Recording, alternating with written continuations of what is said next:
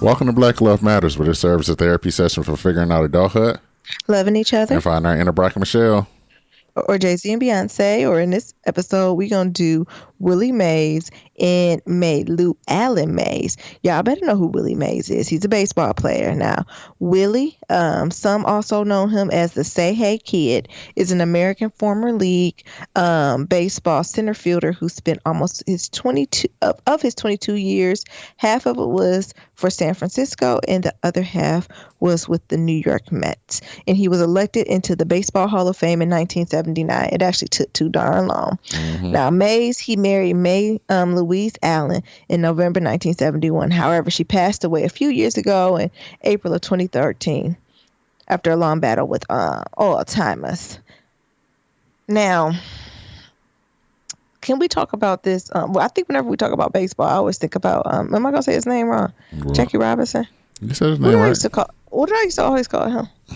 No, I don't know. Jackie something. What?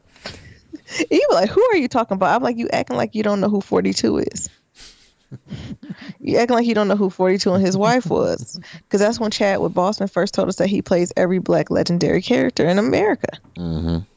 So, just shout out to them, right? Like, this is back when the athletes, it was honor amongst the athletes. Now, Let me stop. I know some of y'all stands for honor athletes. Let me not. Because some of y'all got mad I was talking about Michael and Black Mamba.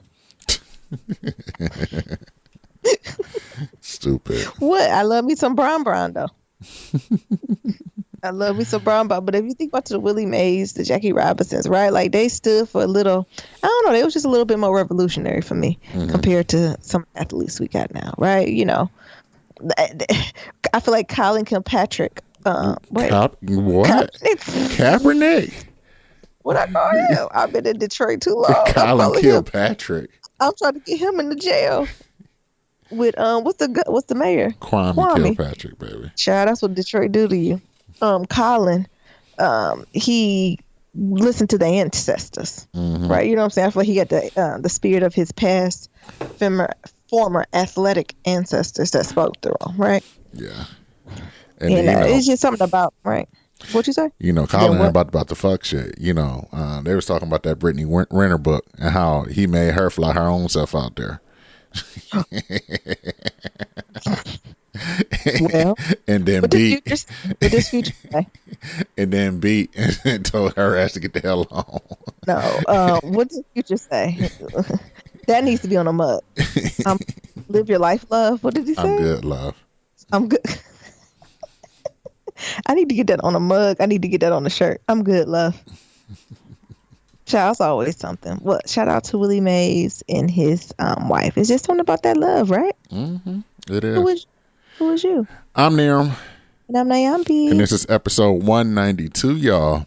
Hey, it's Wednesday. It's hump day. Yeah. And it feel like a hump. Oh, that's a new one. That must be that new Detroit vernacular. What are you saying? It's hump day and it feels like a hump. Don't it feel like a hump? Don't know what that means, but you can leave a 1, 2, 3, 4, 5-star rating and review on Apple Podcasts and Stitcher, and follow us on all forms of social media at Black Love Matters. That's Black with no K. I don't know what the hell it's hump day and it feels like a hump means. Hump. It feels like a hump, like you got to get up the hump, like up the hill. Okay, now you acting like them young millennials. You acting like them 90 kids born in 95 now. Y'all act like y'all don't know what metaphors are. I know what metaphors are, but I think that was just whack. Oh, well, what's a better one, my nigga? I don't know. Okay, then.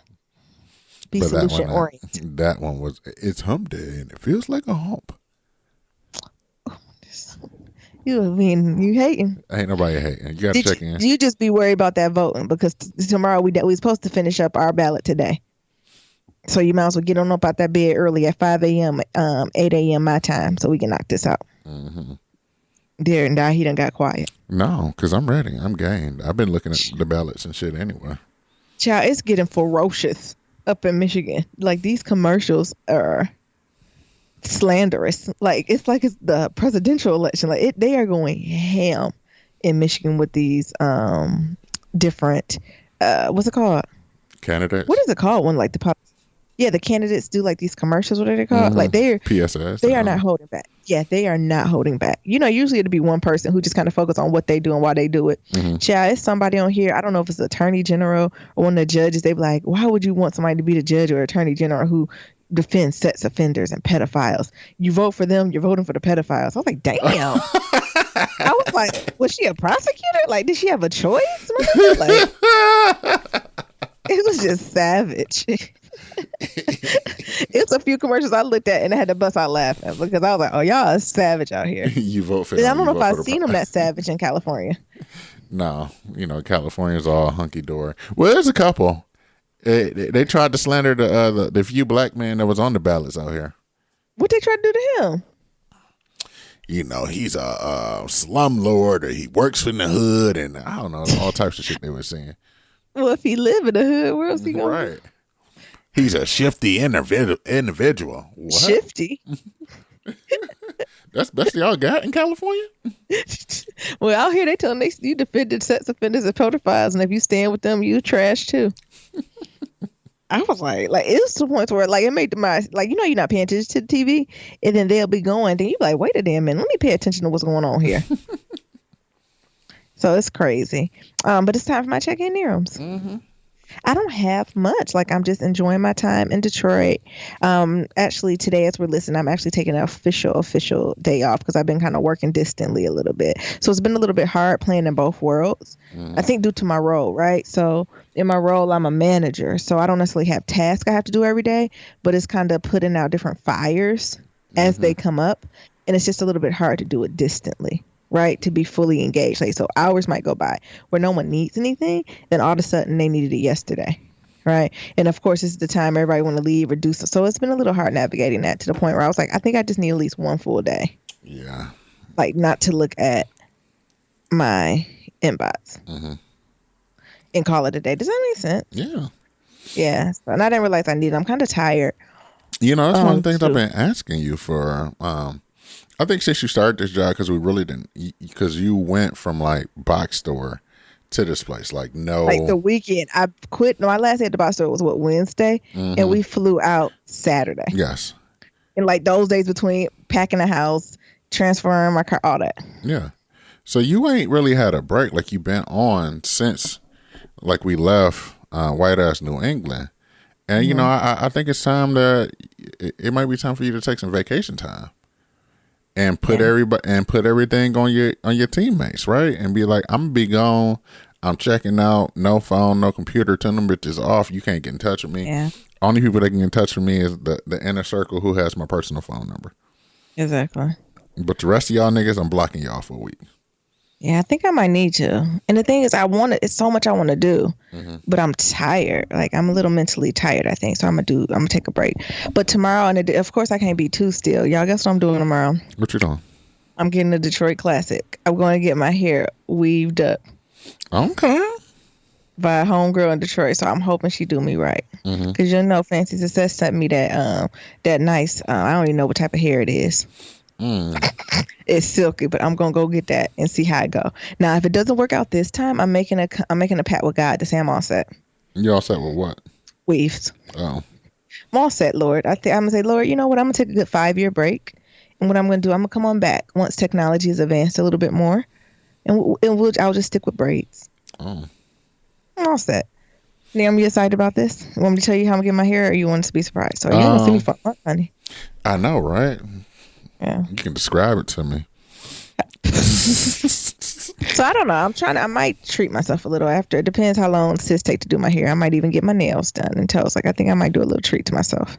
Okay, that's what's up. I'm feeling that coming on. But Detroit's the best time to blessed place to do it because it's a little bit cheaper than out here and it's better quality. It is a little bit cheaper. It is a little cheaper and it is better quality. No shade, no tea. I love you, California, but there's a few things out here from clothes to shoes, all of that.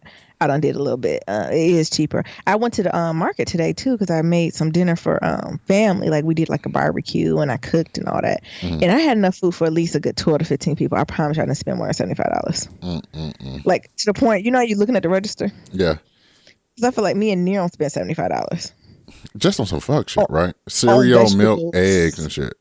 cereal, milk, eggs, and some asparagus. They be like $83. I'm like, Niram, put something back. Put that milk back. Put that almond milk back.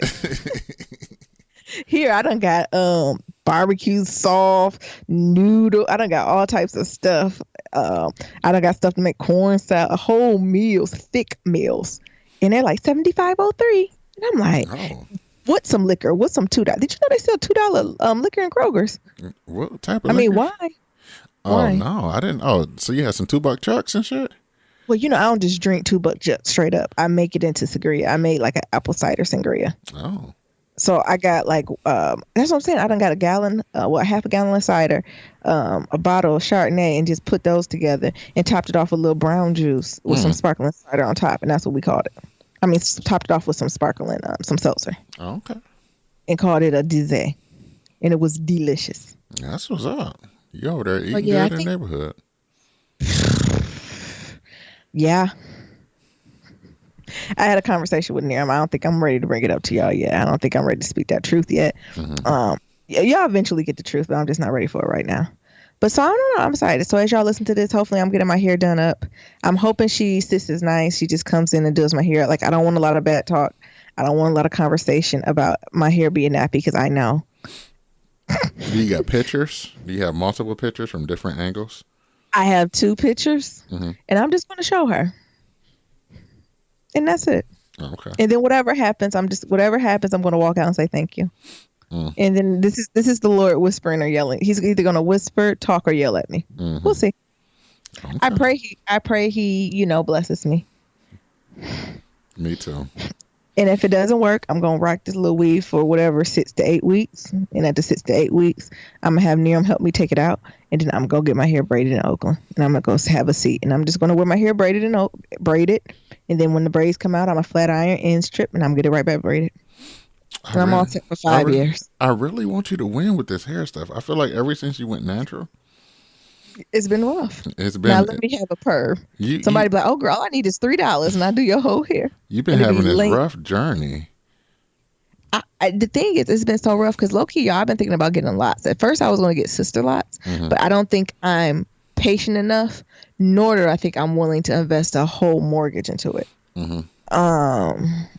Because they be like it start at $1,200. Yikes! Yikes! But I think I might, though, stick with the lots and just get like, I guess just smaller lots. The smaller lots, yeah. I got a mean palm roll from my lock days. Niram did used to have lots, so I'm thinking that might be up for a discussion. But I don't know. Is lots too? I don't know. What you think about me and lots, Niram? But I have to be smaller, not the I used to want the sister lots, right? Because I think I like the look of like the micro braid look. Yeah. But the way that my hair is changed and set up, I don't even know if that would be best for my hair either. I think you look good on locks, and I think it's something sister lots or just smaller lots. I think I want to go with smaller lots. Which one are you talking about? I think you should do smaller locks because then it's a little bit more manageable than sister. I don't know what the whole install process of sister locks is. It's sounds like a 2 to 3 day process. I mean, it's gorgeous, right? But it's it's basically a 24-hour process. Like I'm saying, it just sounds like long versus. It sounds like oppression. Versus unless you got somebody who knows what they doing, right? So if you're gonna do this for 24 hours, I want sis to have a comfortable chair. First of all, I want to be comfortable. I want the braider I want the loctician to be comfortable. I want to have good internet. I want snacks. Hydration breaks. I think I'm asking for too much, right? I do owe sis $1,200. About time I'm done, honey. I want a bath. Not a bath. He's stupid. But they're gorgeous. I admire them so much. I just don't think I have the patience, or I might be too. I might be too Detroit. I might be too cheap too. I mean, the thing is, I don't know what the upkeep is either. With locks, baby, you can just say in between my legs. We'll put on a marathon, and I palm roll them bitches because it's been a few times where you palm roll my shit, and we was done about hour tops, and that was it. I think sister lots is the same thing as any lots. I don't think you do it as often as lots, right? So I think it's every 8 weeks or so. And I don't think you wait for the 24 hours. I think because the root twisting is just the root, not from your hair. And my hair is long. So it would take to do the whole, my hair is more than 10 inches. So it'll be long. But I think it's like a 4 to 5 hour commitment like every 6 weeks. And I'm assuming it's probably anywhere between a couple $100. Yeah. So, I mean, I think over time it balances out. It's just like a lot of upfront money. Because also with products, like Sister Lots, you don't compare to other lots. You don't use as many products. You don't use any products actually. Like you don't put any oil, you just go. Interesting. So that's the benefit of it, right? So it's back end or front end is when do you want to pay? Because slots cost money too, right? And upkeep and products and stuff like that. But Sister Lots it's just more of the install. That's the big chunk of change. Oh, okay. I don't know. What's your recommendations out there? Sister Lots or just small lots?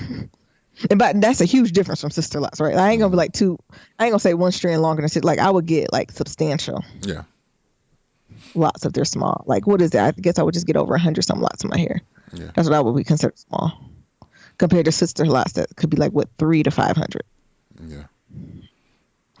So you said go. So what's your thoughts on me and lots now? I would say just go with the regular locks. Regular, not the small. Or you know what I'm saying, not Sister Locks.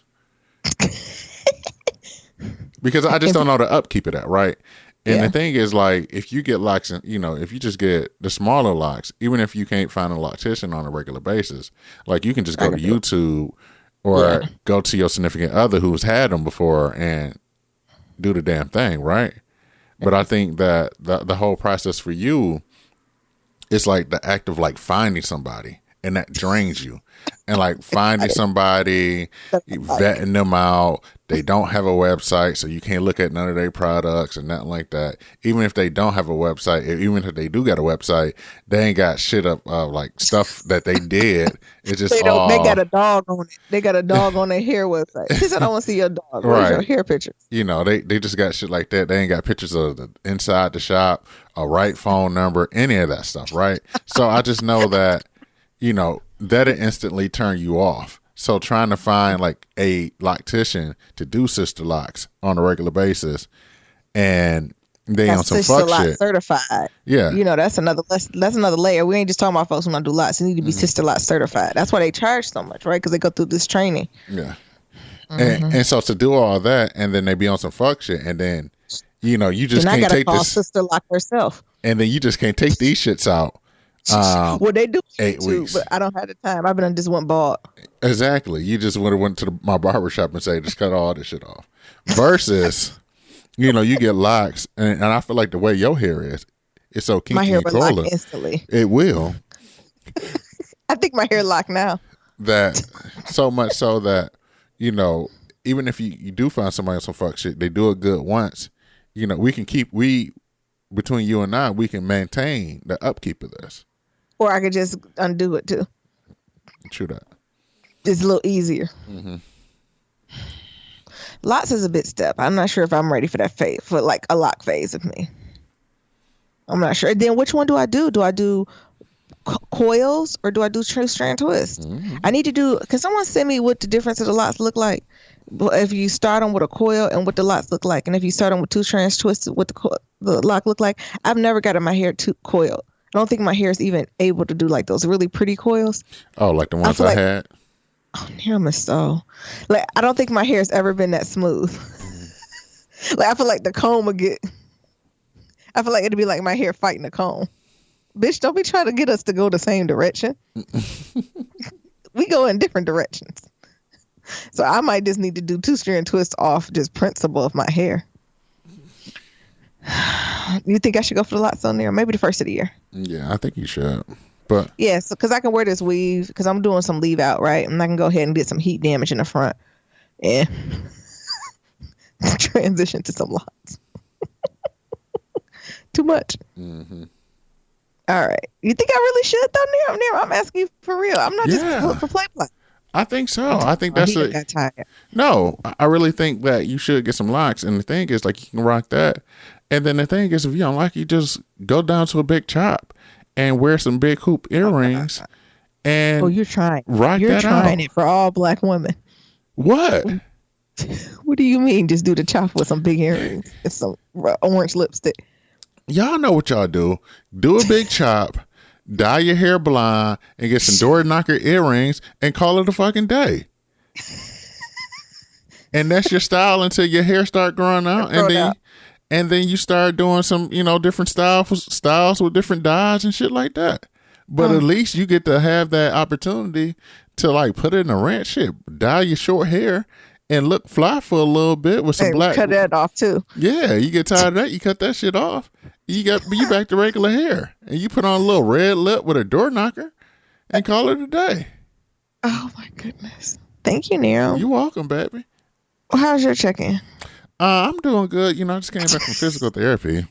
I'm tired of me. And my physical therapist was whipping up on my ass. So she's like a small Asian girl. My favorite type of physical therapist. Yeah, and she whipped up on my ass again today. So I actually got an ice pack on my leg because I was telling her, I was like, don't whoop me too bad. Like, don't beat my ass too bad. First of all, you're going to tell the physical therapist what to do. Yes, I did. Don't whoop my ass too bad because I gotta get on this airplane in a couple days, and I don't want to fly from California to New York City and fuck around and catch a cramp throughout the whole damn flight. It's gonna be a bad mission. Didn't I tell you to take an aspirin before you get on that plane? You're getting old. So I did that. Blood. It was just pretty much a self-care day today. Like did a little cleaning. Went to physical therapy, recorded a couple episodes of my other podcast because my co-host did like this big race. What else? Got a pedicure. Ooh, yeah. Did you get the baby feet like I told you from Ulta? They got these little masks for your feet and you put them on. And you probably you probably don't need to do it. Do it after your race. And then you let it soak. And then after it soaks, you take it off. And then it takes about 3 or 4 days. And all the dead skin just sheds off your foot like a snake. No, I don't know that one. Actually, I'm feeling devilish. I'm going to get one from me and my mom. And I'm going to give it to her. And I'm not going to say nothing. Uh-oh. And I'm going to see. And I'm going to see what she do in day 3. When half her skin falling off her foot. Oh, my God. Like you haven't seen it? It's called Baby V. You haven't seen it? No, I haven't. It works really well. You haven't shown me that. It's basically like a chemical peel for your foot. And it like pulls all the callus and stuff. Like this ain't something you do every week now. I usually do it like seasonal. So I do it 4 times a year when the season change. Oh, okay. It works. And they get it on Amazon too, but Ulta has the cheapest one. Baby feet. Yeah. Let me Google that. No, I'm serious. Have y'all seen Baby Feet? It's called Baby Feet. It might be called something different at Ulta, but if you it's only like 1 foot mask. But you're looking for peeling. Yeah, if you just type in Baby Feet foot peel. Oh yeah. This shit look nasty on. Yeah, I see the pictures. Ooh, I can imagine that shit that started peeling off like snake skin. Ugh. What my mama gonna say when it happened? What the fuck, Nyambi? What the hell you done gave me? Why my feet peeling? She gonna go to the doctor. She gonna go to the ER. Why my feet? Hello, 911. My feet is just peeling. Oh my goodness! What else is going on with you? So it was just a day of self-care. Got a haircut. I'm doing this new look that Nyambi ain't mentioned nothing about. So I guess it's you trash. Look cute. No, you didn't. I see you with the beard. You said in I was the trash. lineup. So I guess me switching up the look ain't even enough for your woman. I noticed it. Don't think I ain't noticed it. You look good. So I went to the barbershop. The thing is, it's just been a day of just like pulling up on people. So like I called my barber yesterday, and today, like right when the shop opened, like I know his ass is gonna be there. I sent his ass a text. This nigga ain't respond. So I pulled up to the barbershop. And as soon as he see me, like, oh, how about 5 o'clock, bruh? Nigga, why the fuck did it take me to pull up on you? You're rolling up on niggas. Why? Exactly, because I need a haircut. So why does it take me to pull up on you to respond to my shit when I'm trying to give you my green money? And I usually tip. And I know all them niggas. Yes. Oh, so that means sometimes no. No. I like to keep them on their toes. Oh, what? Yes. Because, I don't want these niggas. I don't want the nigga to feel like, he's expecting, a tip every time. So sometimes I tip them a little bit more than I usually do. Sometimes I tip them less. Sometimes I don't tip them at all. But it all balances out to what I was going to pay if I tipped them every time. Yep. So I'm like, nigga, I usually tip. And I see these motherfuckers up in here, these white folks you cutting here, these motherfuckers ain't tipping. They give you just straight $25. And walk out. Mm-hmm. Usually. But with me, I come in there with $2.20 and say, just give me $5 back, nigga. Oh. Baller. Not baller. Niram's doing it. But I'm just saying. So, I had to do that. The place where I had to get cryotherapy at closed on me. So I had to pull up on their ass, get my money back. Had to call my credit card company, put in a dispute. Yeah. So I did. How was your credit card company? Oh, they said, here, we're going to provisionally give you this money. We're going to credit your account this money, and we'll contact their ass. So, gotcha. Did that. And that's about it. Like, I'm just about ready for my trip. Yeah, I got a couple last things I need to do. Like go to Amazon, drop off some stuff. I want to get your car wash so your car be clean when you get here, and finish up the deep cleaning of the house. So nice. That's what I'm planning on doing the next day before I go ahead and get up out of here. Perfect. Mm-hmm. Nice. So you want to get into some pillow talk? Well, actually, pillow talk is a little bit. Well, actually, we got a Black Love Story. So let's just go there. Oh, I love how y'all shutting Niram down. What we got Niram? We got a Black Love Story. One more time. A Black Love Story. Yay! I was so happy when I seen it in the inbox. I was jumping for joy. Thank you so much for sharing. And of course, if y'all have your Black Love Story, all you got to do is go to our website at blacklovematters.com and go ahead and hit the link that says Black Love Story. You can submit your story to us, and we'll be sure to share it. Yeah, that's all y'all got to do. It's very simple.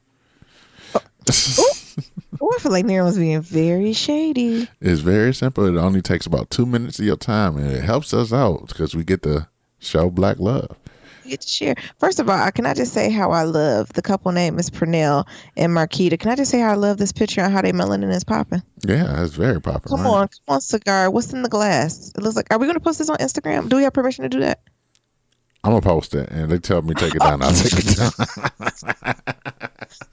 Yeah, if y'all need it down, just let him know. Just send us a DM. We'll take it down. I thought in the thing is a button you can click to say yes or no now. They sent it, so I'm shit. If they uploaded the picture. Well, we said we're gonna do the book and all that good type of stuff. But no, can I just talk about how they melanin is popping? Yeah. Can we talk about that? Yeah. See, y'all can't see the picture like we see it, but this melanin is popping. There's a cigar in hand. There's dripping. And looks like it's some brown juice. Yeah, it is. Teeth are white. Skin is moisturized. Blue is looking amazing on their skin. I mean, are you loving this picture too, Niram? Yeah, what's your favorite part? Dope. The picture is very dope. I like their teeth. What? I love good teeth. Y'all learn. That is one of my favorite part on people. When people have good teeth and good clean hands, I love that. Don't I, Niram? Bro, rocking that vest. I can't pull off a vest. You can't. The vest ain't my thing. Like, I can't pull it off. Used to always be trying to wear a vest too. You used to remember that cashmere vest that shrunk? Yes, that you shrunk. You tried to shrunk that shit on purpose. I had 100% cashmere vest from the days I used to work at this. From the days I used to work at Men's Warehouse. It was fly. That's a good story in itself. It was fly. It was cashmere. It was soft. And then Nyambi ass gonna fuck around and throw that bitch in the washing machine. It came out looking like a baby vest.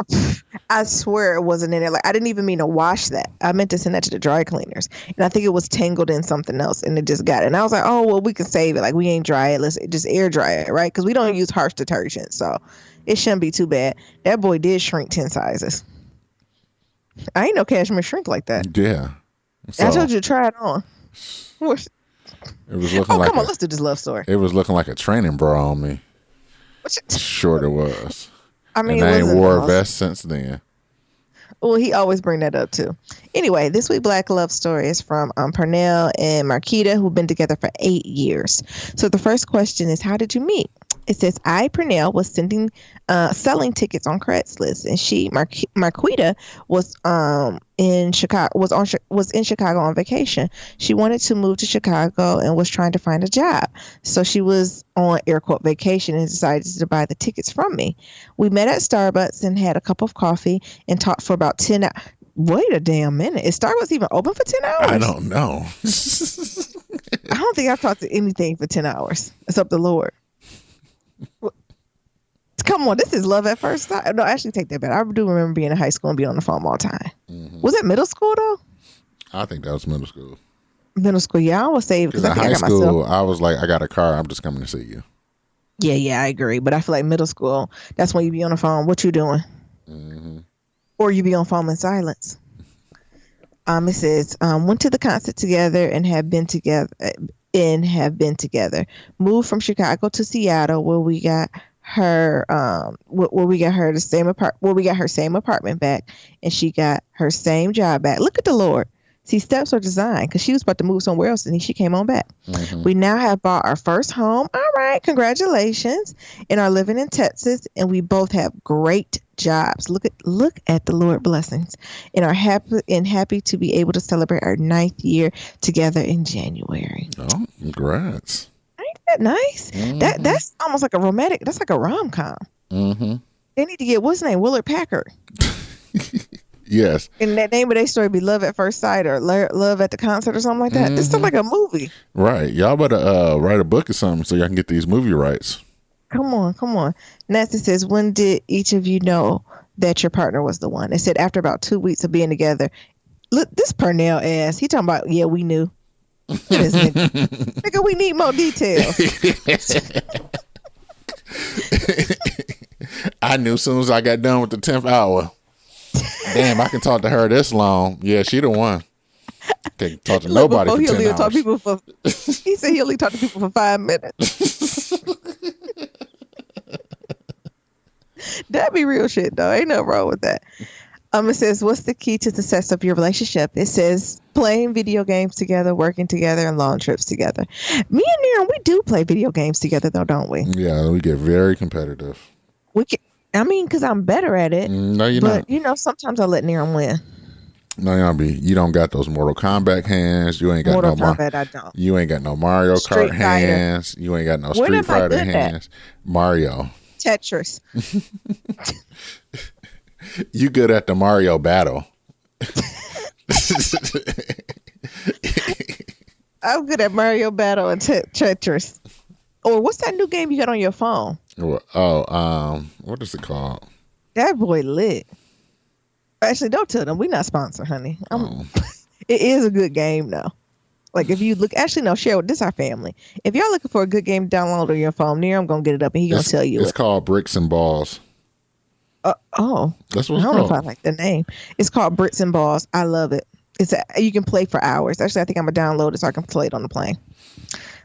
And they also say working together, long trips together. It is something about that long trips. Like, do you like when actually the first day of vacation, we usually argue, but we usually have a good conversation and talk after. Yeah, we usually need like a good 48 hours. Because like the first day we fighting like cats and dogs.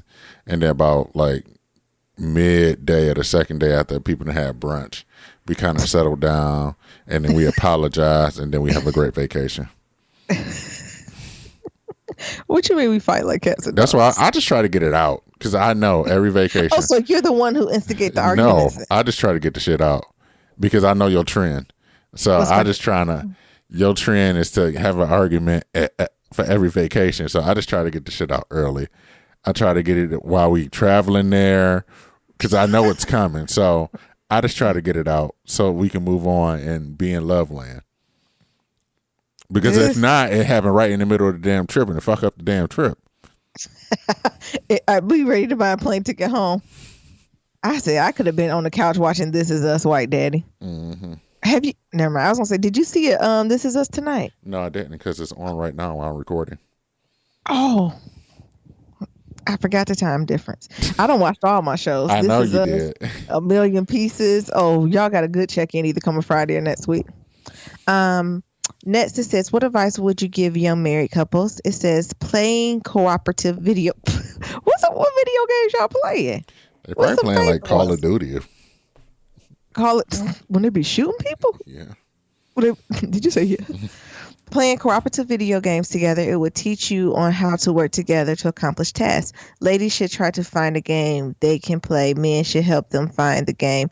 When he's in a bad mood, they can play, and vice versa. It's a way to open the door to communicate. Games is something, right? So if it's video games, and say your guy really into it, finding something that you into and he is, or if y'all know a lot of women who are into video games too, whatever it is, or if board games too, right? It's something to that. I think I'm gonna go back on that puzzle, right? You talking about the puzzle that you laid out? How many pieces was that puzzle? I thought I was smart. I think I need to start at 100. And then you looked at it and you said, "Oh, this shit too hard." You know what? You know what game we did have that for? Donkey Kong. Remember Donkey Kong is hard as hell. It is hard. Remember, we got so into it that we'd just take time and like, this is our Donkey Kong time. And like, when we can't beat it, we go online together and figure out the tips and tricks so we can beat it. Because it's like, oh, we're going to beat this damn game. Did we ever beat it? No. You want to do that as our first of the year? You want to start Thanksgiving? Yeah, we can do that when I come on back. Yeah, do it Thanksgiving because, we doing our holiday traditions. Did we share what Niram holiday tradition is? Watch Roots. Oh my God. For the whole month of December. Yes. And he just even Ruth's about 12 hours, isn't there? I don't remember. It's long 12 as hell. 15. But it's going to be on replay. And so say if we get through it before, when I first started dating, I was like, oh, well, we're done with Roots. And he's like, oh, we just started again. I said, my nigga, what? It's just like a marathon? Yes. And then the first week, it's like replaying the first hour because we watch it at bedtime. So it's like the last, it's like meditation. It's like devotion. It's like the last 30 to hour of bed. We watch it every night.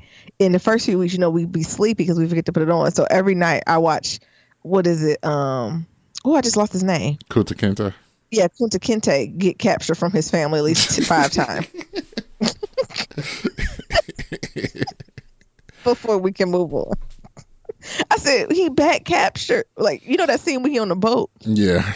We watched it like 10 times. When they get rowdy, dwell to. I go to sleep at least 7 nights to that. We still here now. Why every time we come back here, Kunta Kinte on the boat? I say, because that's the last thing I remember before I went to sleep. God. Damn, nigga, did you just turn on the movie and go to bed? Because the thing is, Nero ended up going to bed and I'm the one who stayed up watching it. Like, because I done got invested in it again. But anyway, but going back to tying that back to the video games, it is about having something cooperative that you do together. Be it video games, board games, watching Roots, my nigga. I don't know. Actually, I don't recommend Roots. It's exhausting. But The Wire, something. You know what I think mine gonna be this year, Nero? What? Remember, I got all the True Bloods. I think I'm gonna rewatch the True Bloods. Oh yeah, that was a good series. That was fun. Yeah, I think I'm gonna rewatch True Blood from the beginning. Oh shit! I'm reading the Black Love Story. You forgot we was doing the podcast? I don't know what I thought. Is there anything else you want to tell us about your love story? It says, our love is ever evolving. Thank you so much, Pernell and Marquita. Your story was beautiful. Y'all need to go ahead and write a rom-com. Because, usually people be saying they love story. They be like, I really like that nigga. Mm-hmm. But I guess, and then of course they come around and they find out they really like each other, but they was off back. Like, I can see this. I can see this movie. It's already a movie in my head. Parnell out there hustling those tickets on Craigslist. Don't do that. Don't do that to Parnell. Where you going? And then he meet up with Marquita, and they had this long conversation. Marquita, where the K at? What? Don't sometimes people pronounce the Q like a K. Nigga, where? In Detroit. No, they don't. That's a Q, Marquita. You said Marquita? Marquita. It's not a K. It's a QU. Marquita. Quita.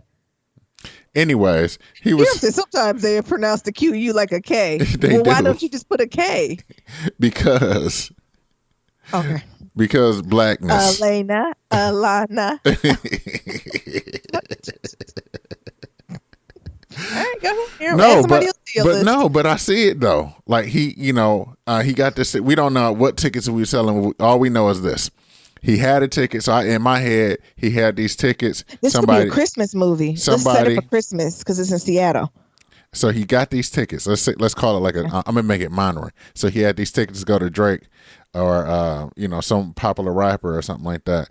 And then somebody couldn't go, so they backed out. Little Mix. So he put the ticket on Craigslist. Like, I'm going to be there, but, I do have this ticket. I need to just get off.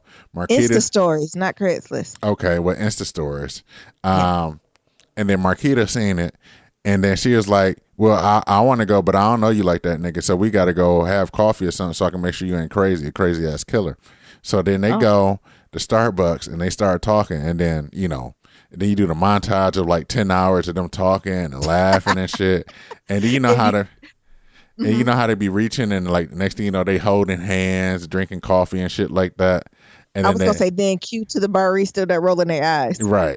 Because they only done bought one drink. They done closed out Starbucks and you bought one a small coffee. the cheapest shit there. Look, let me just get a tea bag. Can I get a couple hot water? So then they go to the concert. They have fun.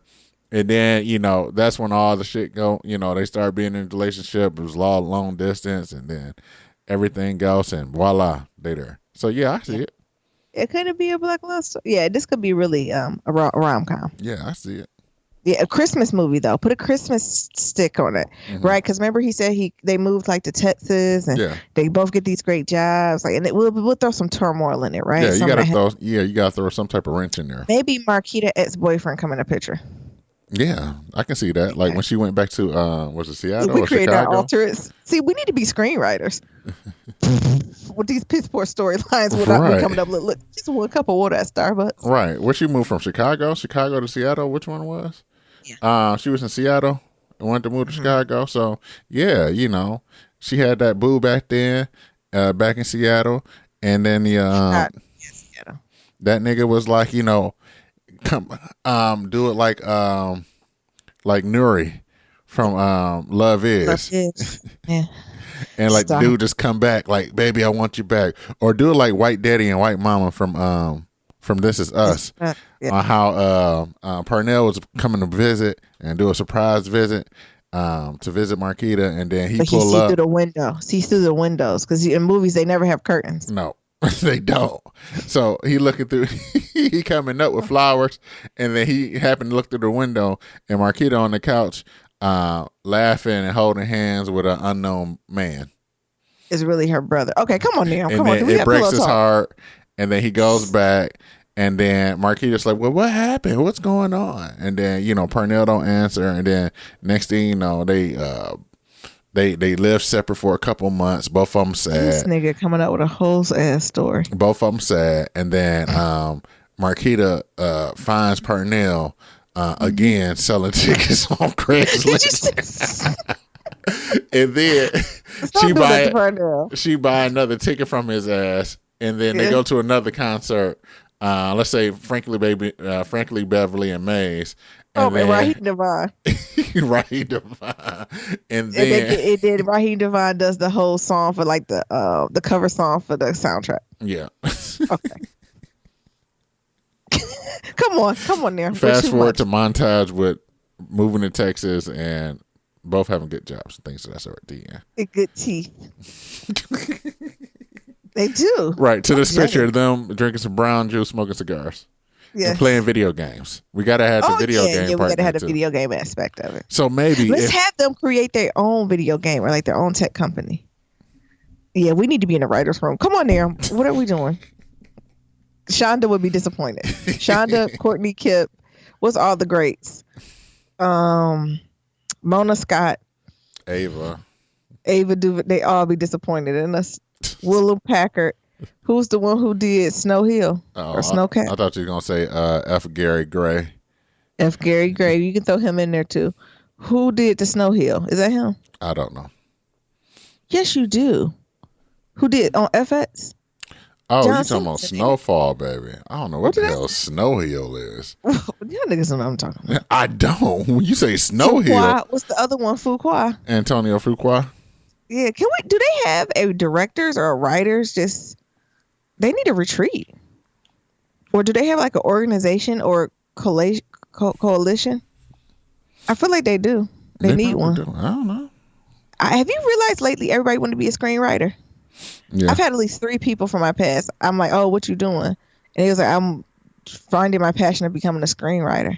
I said, do you know what that is? Anyways, so for this pillow talk, I asked y'all to send some questions in. Oh, as I'm the only. I mean, I ain't deterred folks. You know, I don't be deterred folks. But you know, in your head, you be like, do you know what that mean? Is that just me? A lot of folks are like, yeah, I want to be a screenwriter. I was like, damn. I mean, more power to them, right? Mm-hmm. But, or is that just me? Maybe I'm more surrounded with more creative people. That's why. Yeah, maybe. But it'd be throwing me off. I don't know how to respond. You say congratulations. Follow your dreams. Oh, I was just going to ask because that's me and Nia when we really don't know what to say. We'd be like, congratulations.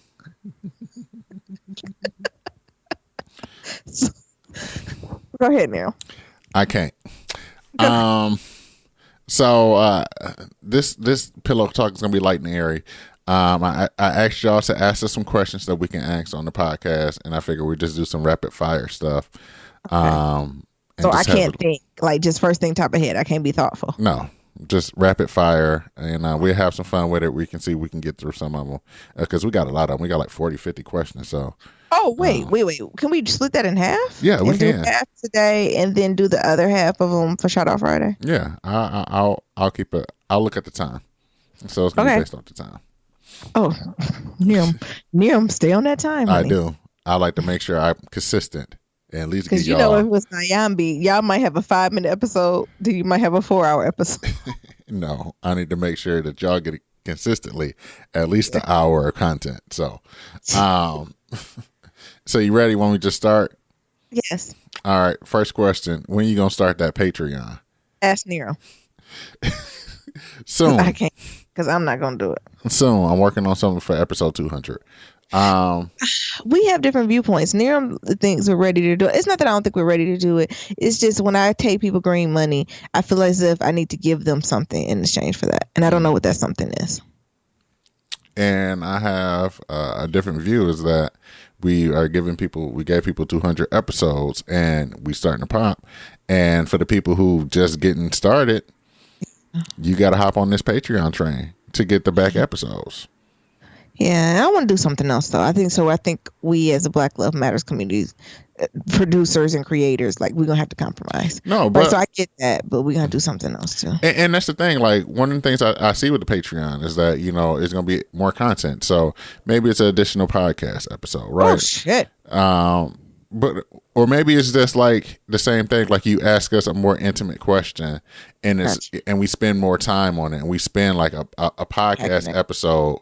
Like thinking about it and answering that question versus doing it in between a regular podcast episode, right? So something that we can give them more attention to the question and field the question and go back and forth. Like, we provide feedback, you ask more questions, and then we provide like further feedback, right? Could we do something also where it was like we'd live take questions? Like could we do, what is that, like Google Hangout or is it Apple FaceTime where you like folks can join? Like isn't it up to like 50 or 100 people can join like a room? Mm-hmm. How lit would that be? That would be lit. I don't know what we would productively we get done. I think we all would just key way too much, but there ain't nothing wrong with a key. But even that, like I think that's a part of a Patreon that you can do that you still providing a service. Like you be thinking like, well, we just got to give them like whatever, right? But I feel like for entry level $5-10 a month or somewhere in between there, like just the content of having $1 or $2, $5 to $10 a month. Yes, and $1 to $2 is not going to even cover like the platform. So like $5 to $10 a month, you provide the back catalog, and this hangout, weekly, monthly hangout, and like do more fielding questions or whatever. Because I feel like you have a skill that is marketable, right? Like whether it's dealing with colonizers. Yeah, dealing with colonizers. You worked in multiple fields. Like you can help niggas out with this education stuff. You can help niggas out with dealing with white folks at work. I feel like all that stuff, right? Gotcha. It's supposed to be rapid fire now. Yeah, well. What are your thoughts on white folks being a common denominator in widespread domestic terrorism? Yes. True that. Next question. White people going white. These are rapid fire. So yes, white people going white. See, the thing is, that's the problem. I can only unpack, like, I think it is, right? Like, because I think all the stuff they do to us, right, is a form of self-hate too, right? So it's like that, the way in which they treat us, and what white supremacy is built on white insecurity, right? Yeah. The thought that for some reason they're not going to be good enough, smart enough, they're going to die out. They're on some Darwin type shit, right? So I think all that branches out of insecurity, and that's what domestic terrorists do too, right? Just international, right? Right. It's the insecurity that somebody else, if I don't get them, they gonna get me. Yeah. Right. So yeah, like it's very much true, and I'm not saying that brown people can't be domestic terrorists. They have been, but it's just the numbers don't lie, right? It's a higher percentage of white males between the ages of 20 and 50 or something like that, 25 and 50. Those the ones, right? And they happen to so-called fall in that group that are strong in upholding oppression and white supremacy. Yep. It's innate is not the word, but it's very much ingrained in that culture, I think. Certain areas of that culture. Agreed. What do you think? I agree. Like, I think I said it back a long ago that white supremacy is like self-hatred. Yeah.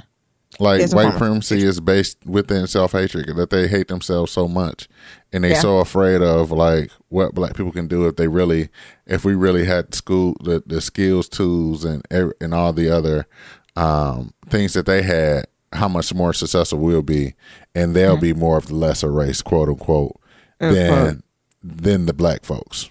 Meanwhile, on the ranch, we just trying to live, honey. Exactly. We ain't worried about none of that. Exactly. So that's what I think. Yeah.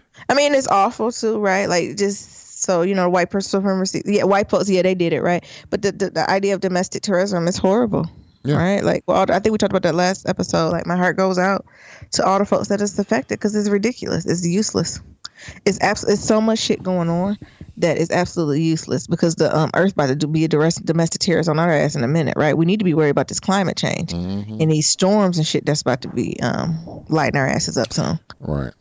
But anyway. What are some tips on focusing and living in the moment? Wake up early and not turning your phone. What the hell you just say? What's the question?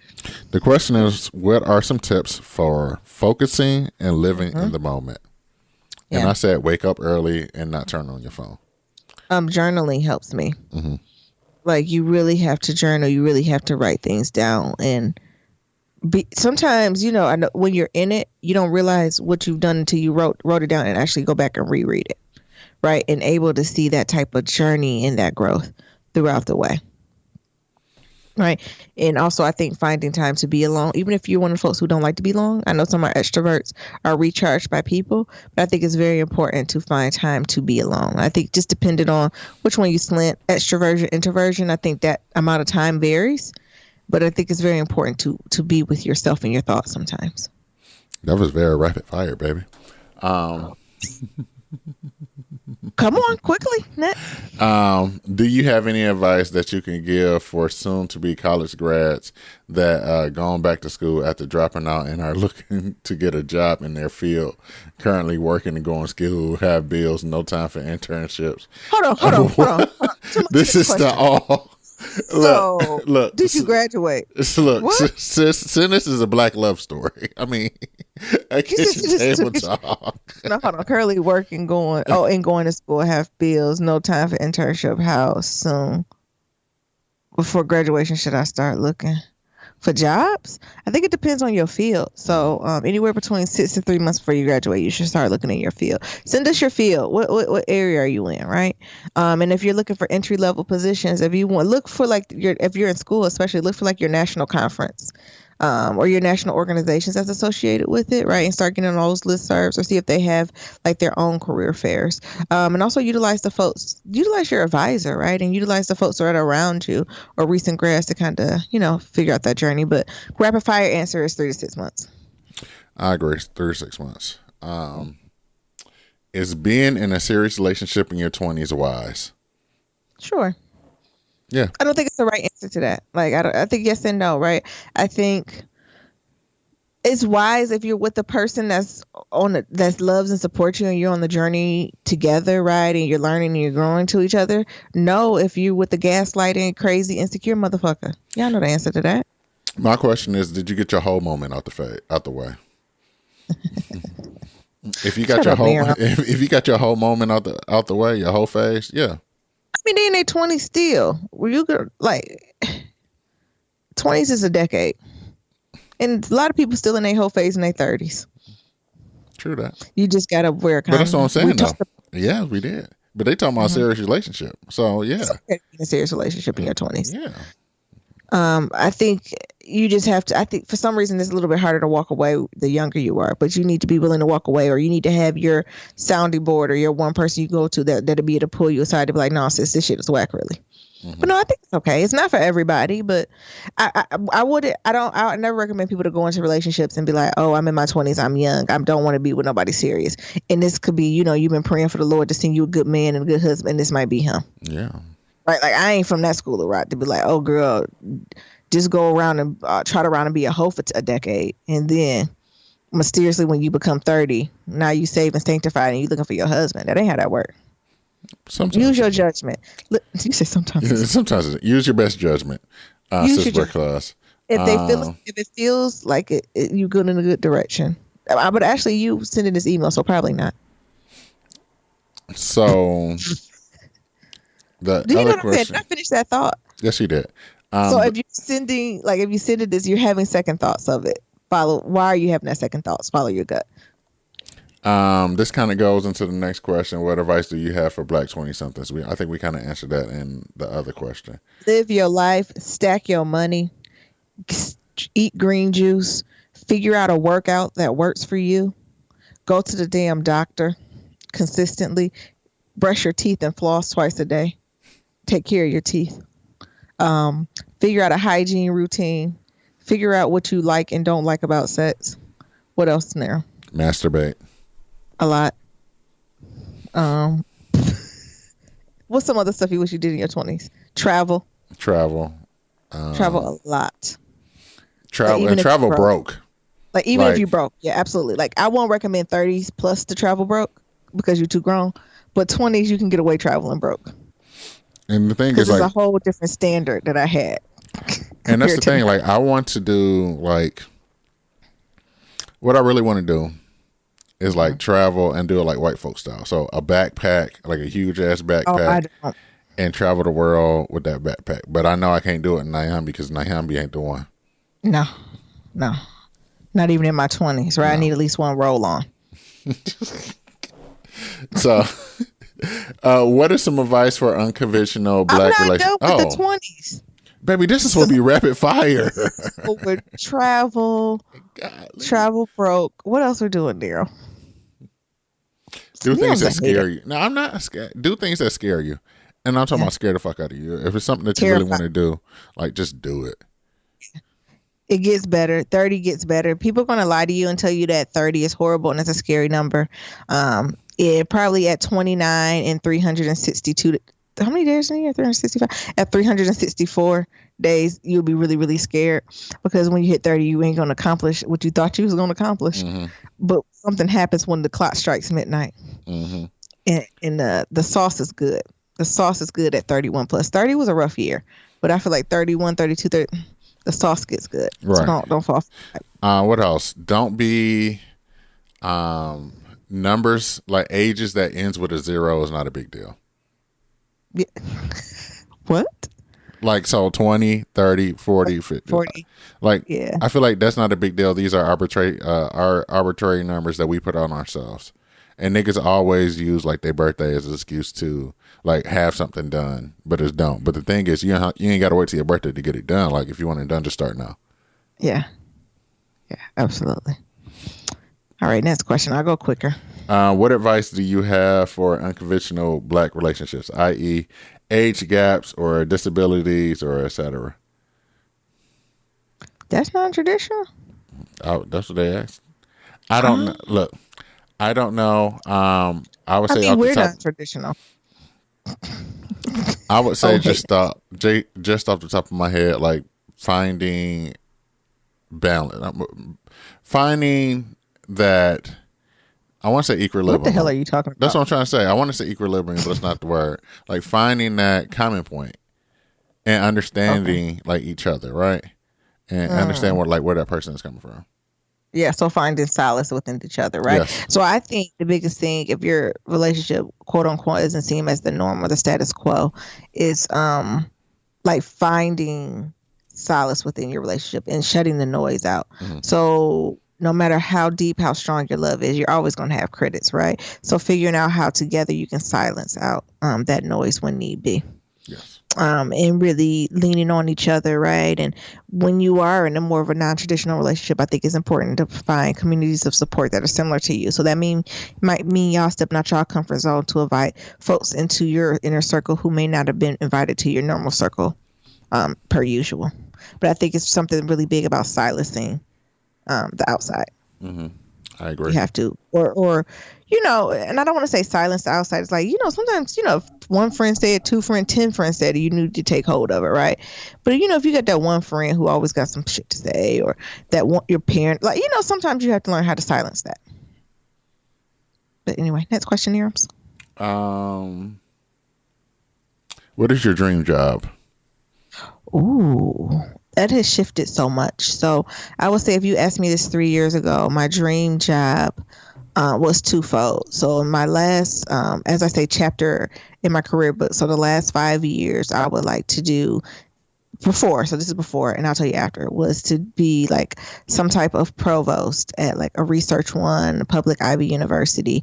And then once I've done that, then transition to work at like a HBCU, specifically Bennett College, and be the president of Bennett College and have a gigantic afro on campus and walk around saying baby to all of the young girls on campus and bring all of my resources and money, because I was going to be a bad bitch and have all types of grants, monies, and social networks, and bring it to Bennett College and shake that shit up and give Spelman a run for their money. What is it now? No idea. I mean, to have a dog. That's not a job though, baby. Job. To be a fur mom? I have no idea. Mm-hmm. And this is the first time. Actually, this question was a little triggering. This is the first time in a long time I don't have an answer for that. To be in a role where there's a sense of ambiguity, mm-hmm. and I still have flexibility on the day-to-day of my life, and make coins. I don't know. I don't have an answer. Okay. I'm still figuring it out. All right. Is it my turn? Oh, Neil, you weren't even listening to me. No, I was listening. I just want to make sure. Do you have feedback on what I said? No. Yes, I have a lot. I know that, you had a previous life. That's something that you still could go back to if you want. But I think, you need to live in this ambiguity, I can't even never say that word, the ambiguous situation, and, enjoy for what it's worth right now. Yeah. I think one of the things that you struggle with is living within the moment. Because you're always thinking 20, 50,000 steps ahead, like the little meme with the little numbers and shit to be floating in the air. Mm-hmm. That's how you be all your life. So that's what I am. Mm-hmm. Yeah. So what's your dream job? Sure. My dream job is to run races and ride bikes and podcast for a living. Like, to find a way, and I'm working on it. Like, right, because the thing is, like that's my dream. My dream is to like literally run races, write books on the different races that I ran, sell those books, go speak to people, have white women cry and tell me that I'm amazing, and black women just have all people cry and tell me I'm amazing, and buy my T-shirts and make a living, right? And do and as far as that, do a podcast that goes along with the journey, that also helps me to make a living. Nice. All right. Be blessed. Yeah. What is one question that you really want answered? Well, well, asked me last week, what's the Powerball numbers?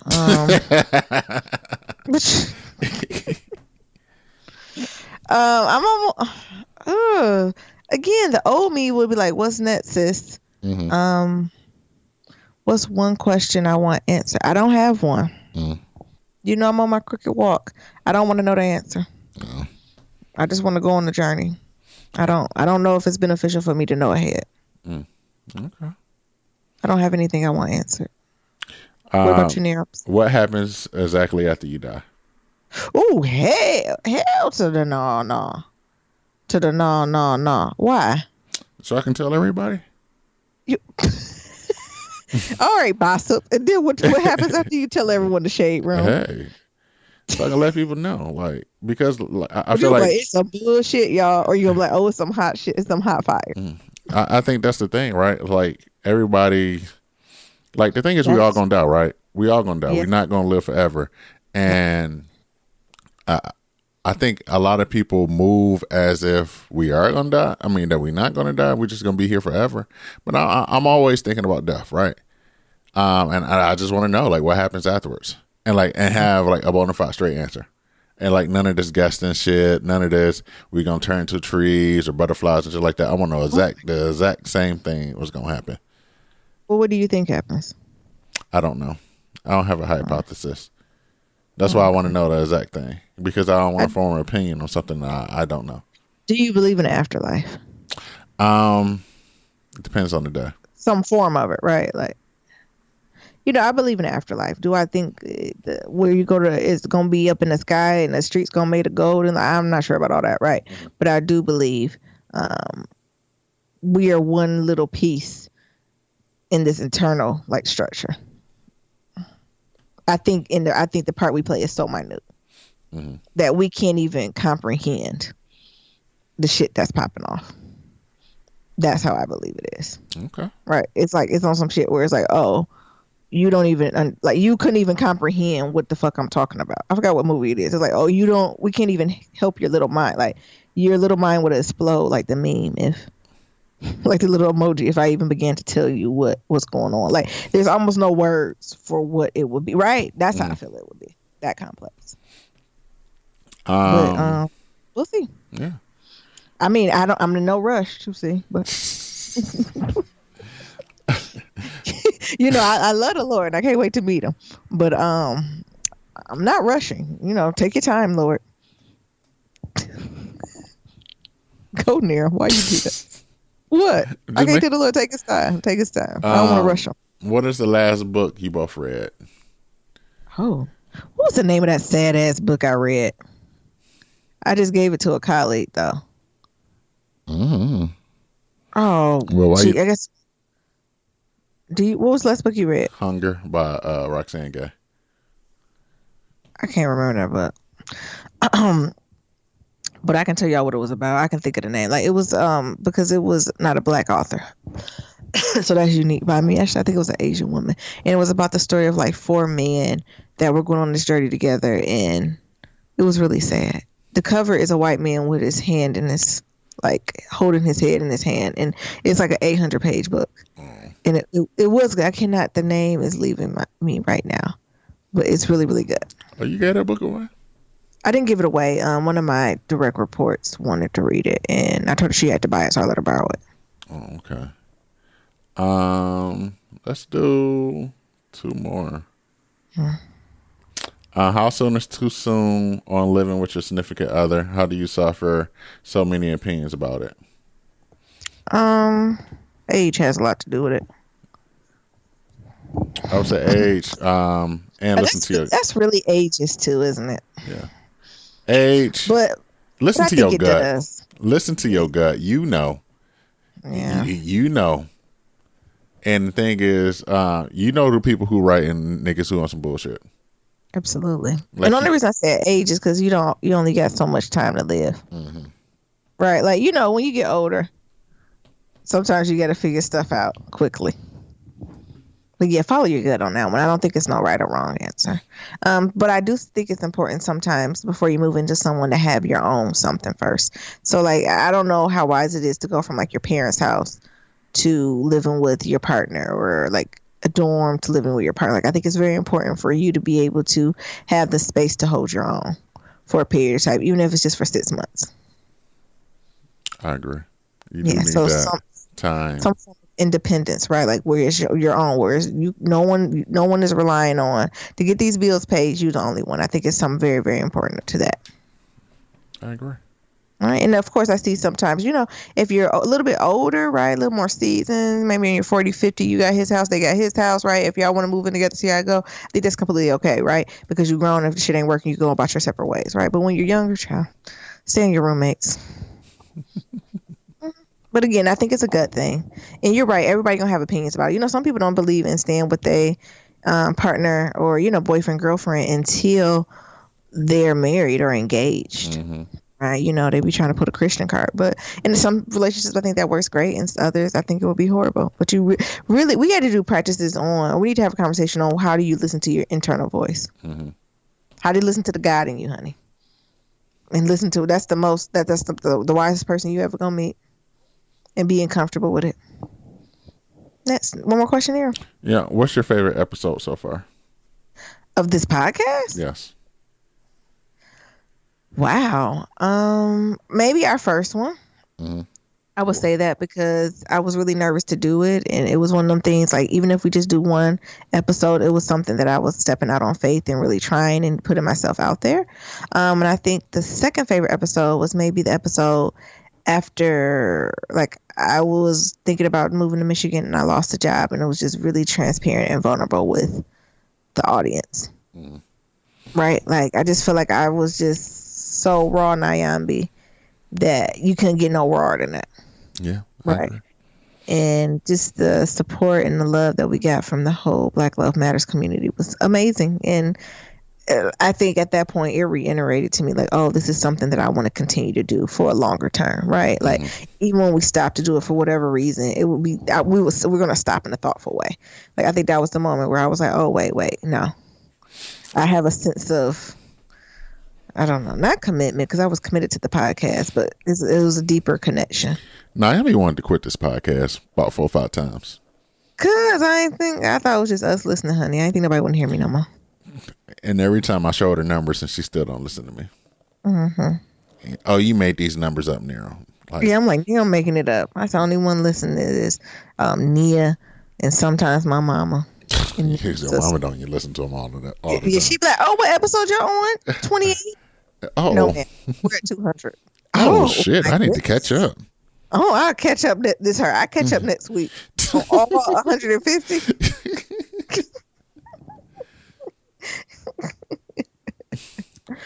So it was just, I don't know, it was just a different level of connection, right? Mm-hmm. Like, I feel like the universe was drawing me to it. Where before, I think of course I was doing it for the therapy session and with Nero, but I used to be like, yeah, I can give or take it, but it was something about that episode that really, I don't know, spoke to me.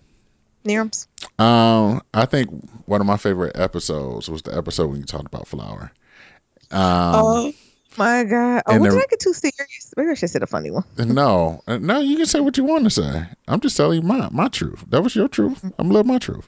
And I say that because you was so, before we got on the podcast, like, Nyambi was so damn mad about this Flower situation. Like, she had me come up to the job so I can see the thing, because she's talking about I didn't believe her. She was sending me pictures and all this shit, right? She was like, I'm on my break. Come on up here. so you can see Flower. And it's like, I don't care about this dog. And it's like, no, you need to see him. Like, this is some bullshit. He ain't no damn service dog. Like, all this shit. Like, Nyambi was so damn mad. So I feel like that episode was like comedic gold. He wasn't no service dog. Because Nyambi was so damn mad about Flower. Maybe you need to remind folks about Flower now for the new listeners. So we have to find what this episode is. Yeah, I don't know. Did we name the episode Flower? I don't think so. We should have. We should have. And so a while back, we're saying a while back, but sometime last year, Nyambi used to work at a box store. She used to do these box store chronicles talking about her journey of like the shit that was going on in the box store. And like, you know, the thing was, it was like this therapeutic thing because it's like, we got all these degrees, like thermometer, like why are we here at this box store or why is she here at this box store? So she'd come out and vent. And one of them was about this worker that she had. She was a little slow. She probably shouldn't have been hired as a cashier. No, she was missing teeth and everything. But she had this service dog, this service chihuahua named Flower. And not spelled like not spelled like Rose, but that's what she told me. But spelled like all purpose. And this dog used to like to correct me. She said, "Oh, his name Flower, not like the flower, but Flower, Flour." Bitch, is you serious? Like Are you all correct? purpose. When am I spelling his name? I thought she was gonna tell me his pronouns in a minute. When a dog has pronouns, there's a problem. I said, wait, Flower got pronouns? Wait a damn minute. So, I lost train of thought. No, okay. So you were saying how the employee came introduced, talking about who her dog is. Her name is Flour, Flour. That's what you said next. Oh, yeah. So she was talking about Flour, and like Naomi was so damn mad. Like, Flour was around for like months, weeks, days. I don't know how long. But like Flour used to like piss over the floor, bark at customers, shit on the floor, get loose and be in the dog food aisle, all types of shit like this. And like the thing is, it was a Chihuahua, so it was always shaking and nervous. And she's talking about this is her support dog, so she won't be shaking and nervous. I just was so angry. Flour. We had to, because remember we had to talk about them code yellow, so we talked about different codes and stuff when kids go missing. And then that cash got there to come up to me talking about, you seen Flour. Bitch, isn't that your dog? No, I haven't seen her. She's supposed to be in the cubby with you. And then we had to do the whole store and look. And like Niram said, Flour was in the dog food trying to get in the bag. Bad in there to piss everywhere. What type of service dog is that? Niram, when you saw Flour, what did you think? I saw this is some bullshit, and I don't understand how that box store was allowed to have that dog there. Flour had his own bed in our break room. I said, this is some bullshit. Then gonna see me and gonna want to put his paws on me. Don't touch me, Flour. Had a name tag and everything. And she just got that vest that said emotional support from Amazon, honey. Because my other cashier showed me. Because everyone got hip to it. Because it'd be crowded and Flour be on bullshit. But yeah, that was a good episode. We might have to go back and find that now. Yeah, I agree. Yeah. So that was a good episode, y'all. We got some more questions. We'll probably do it on the next episode or something like that. Especially when we travel, because I feel like this is one of the hard things to do, especially when we like bi-coastal. Yeah. We like 3-hour differences, so now I've been seeing all the TV shows, and I'm recording during the TV show. So it's just a lot going on, especially with the race coming up on Sunday. You know, there might be some things. Yeah, go ahead. What you saying? No, I was going to say, we'll definitely have Friday, but Monday might be an off day because Niram does the race on Sunday. But don't worry, we're going to give you our recap next week. We'll keep you updated, though. Yeah, and shout out to the listeners who's going to be there at the race. Good luck. Hey, gonna kill it. So as always, to submit your Black Love story, go to blacklovematters.com. To submit a question for Kitchen Table Talk, shoot us the email at blacklovematters.com. blacklovematters@gmail.com. To leave a question or a comment about anything we talked about, head on over to that website. We got SoundCloud, or we got that voicemail, and that's at 508-784-1111. That's 508-784-1111. I'll talk to y'all later, and always remember that love is ever evolving. Peace. Peace.